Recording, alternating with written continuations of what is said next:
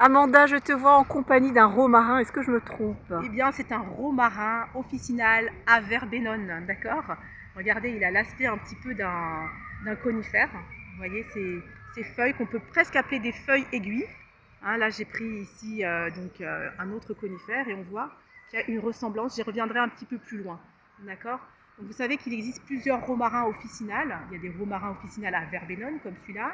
On a des romarins officinales aussi à cinéole pour l'appareil respiratoire.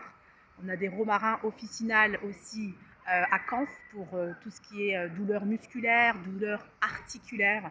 Mais nous, aujourd'hui, on va s'orienter sur le romarin officinal à verbenone, donc ABV, donc ce qu'on appelle acétate de bornyle et verbenone. Donc c'est pas juste un romarin à verbenone. C'est pas juste, c'est vrai ce que tu dis, Magali. Souvent, on entend romarin à verbenone, mais en fait, c'est acétate de bornyle également. Il contient à peu près 5% de verbenone et 6% d'acétate de bornyle. Alors avec des propriétés spécifiques? Tout à fait. Alors on va l'indiquer par exemple, ce romarin à verbenone et acétate de bornyle pour nettoyer le foie, la vésicule biliaire. Hein, il va permettre de sécréter plus de bile, donc aider la digestion aussi des graisses. Par contre, on fera attention de ne pas l'utiliser pour les personnes qui ont tendance à avoir une obstruction au niveau des voies biliaires. Voilà, ça c'est la petite précaution qu'il faut dire. On va aussi l'utiliser pour ces gens qui ont un peu de la colère, vous savez, et ça se traduit, ça se fige sur le foie. En médecine chinoise, le foie est associé à la colère, donc on pourra justement libérer cette colère au niveau du foie. Ah, c'est plus l'acétate de bornyle qui va agir? Oui, et le verbenone aussi, il a vraiment une orientation sur le foie. On va aussi pouvoir proposer ce romarin à verbenone et acétate de bornyle pour l'appareil respiratoire. Donc comme le verbenone, il appartient au cétone, il va avoir cette capacité à détruire les mucosités, donc ça c'est très intéressant. Et puis aussi, on va l'utiliser pour la clarté mentale, pour la concentration, pour le brouillard cérébral. Alors comment est-ce qu'on va pouvoir le prendre concrètement?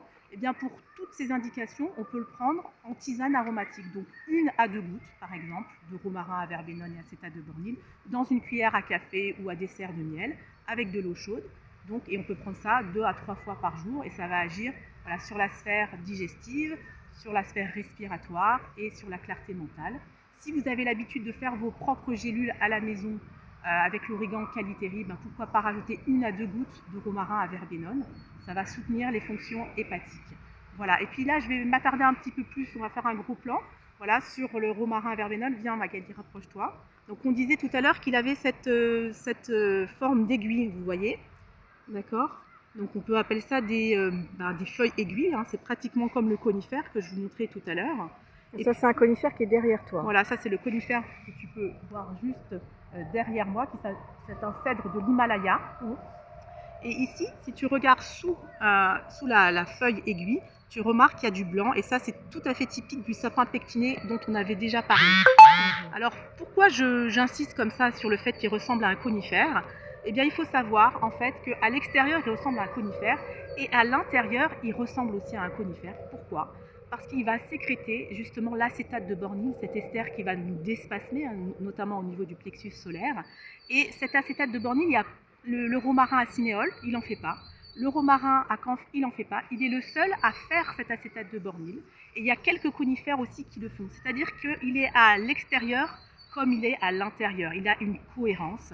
Et il est capable de nous dire, voilà, si tu veux aller chercher ton authenticité, ta cohérence interne, eh bien moi je suis là pour te montrer, je ne triche pas, je suis le même à l'extérieur comme à l'intérieur. On a ce message avec certains conifères, parce que tu disais ça ressemble à un conifère. Ouais. Donc pourquoi aller chercher cette authenticité dans un romarin alors que je peux trouver aussi cette authenticité dans un conifère? Alors il faut savoir que le romarin il appartient à la famille des lamiacées.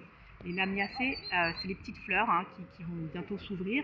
Et ces lamiacées, c'est les lèvres, c'est la communication. Donc on va avoir un atout supplémentaire à exprimer justement cette authenticité. Donc, et ça, c'est très important. Ça, c'est vraiment l'enseignement de l'aromathérapie quantique du Dr Pénoël. On peut l'appeler le principe de non-séparabilité entre l'aspect botanique et puis après son implication, ce que ça va avoir sur nous, êtres humains. Exactement.